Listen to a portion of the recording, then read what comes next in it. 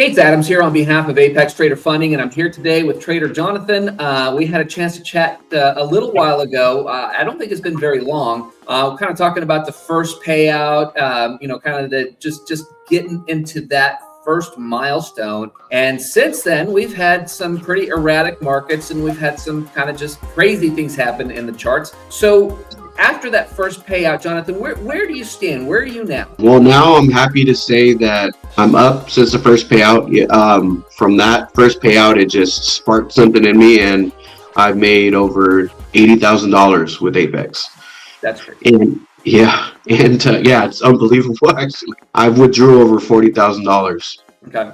So I'm in a good place. Of course, the market, just like any other thing, threw me for a loop a couple times. I lost a couple accounts, but I just kept getting back in there because I knew it was worth it. I kept getting back in there, and I'm back in there now, and I'm just tweaking things, and it's working out. And that's really the dynamic of trading, isn't it? I mean, we go through these boom and bust, right? We have these streaks of just massive wins, then we have these just brutal periods of loss. And I think a lot of that journey really revolves around how we react to all of these various scenarios. It doesn't mean we're out of the game. It just means that we have to pivot. We need to kind of make some adjustments. This does not mean abandon your strategy and jump to something else, obviously, but we know that markets tend to move in cycles. And with everything that's been going on just the last month or so with tariffs and everything like that, we've seen bigger moves than we've ever seen in history. So as you've gone through this, have you picked up any lessons along the way that good, bad, or indifferent in the moment that you're able to take into your trading moving forward? Lessons for sure. Every day you could learn a lesson. But one of the main ones that I learned personally, and what caused a lot of my issues, were getting a little too comfortable. Like you say, the market could change at the drop of a hat. Sure. So I got a little bit too comfortable at times, and made the decision to maybe take my setup on the road and do things on the road, and things that I'm not going to do anymore, and that I've learned from. And that's the biggest one. That's the main one. It seems like any sort of dynamic change can have an impact on our results as traders, and usually positive, right? Usually it's sort of a getting used to.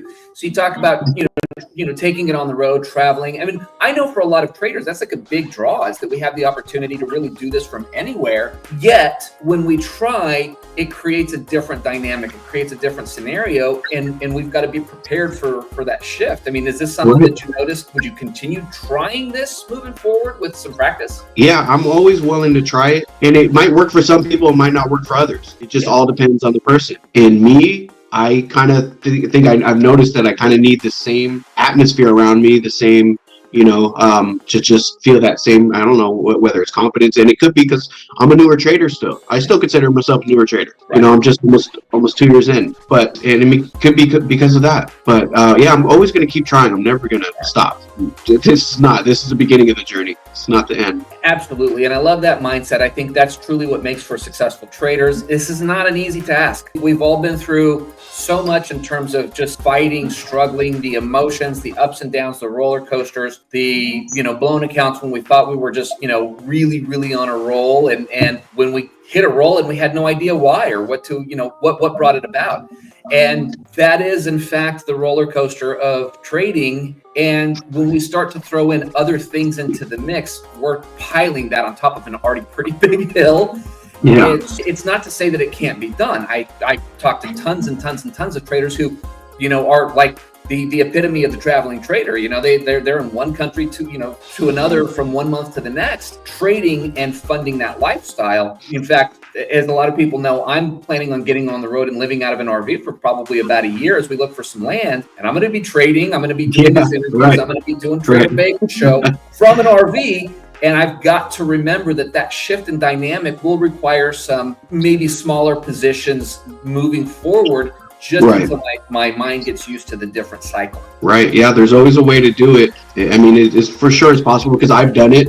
It's just this last time, it was the mix of the environment, what was happening with the economic struggle, and the situation. So it was kind of like a perfect storm of bad.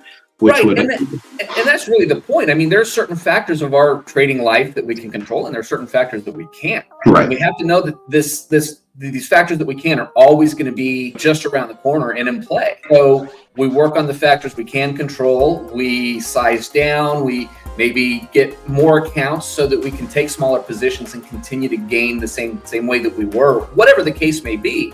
Yep. And continue to develop until we get that comfort level. It's just like scaling up number of contracts. If you've ever traded a live account, the second you scale up is usually the time things start to go haywire. Yeah. Oh yeah, I know, 100%. So what's next for you moving forward? Where's your head right now? What are you looking forward to as you start making these next steps? Next steps is basically just the same. Getting a couple more accounts. And just like you said, scaling it down just a little bit, tweaking the setup just a little bit, just rolling with how it's going. Keep on adjusting, adapting, evolving. That's the game, Right. But the day that I can't figure out when something wrong happened, or if it happens, that would be the day that I quit. But I seem to always be figuring out what happened. Don't be too quick to give yourself that out, because so many times it's something that we can absolutely get past, yet we take it as a sign that this is it. So right, exactly. Never going to stop. Well, again, Jonathan, I wish you continued success and growth, and I can't wait to hear how this continues to unfold, because I know this is a long-term story for you, man. Yeah, thank you so much. Appreciate it. Appreciate your time, and I look forward to catching up again soon. All righty. Take care.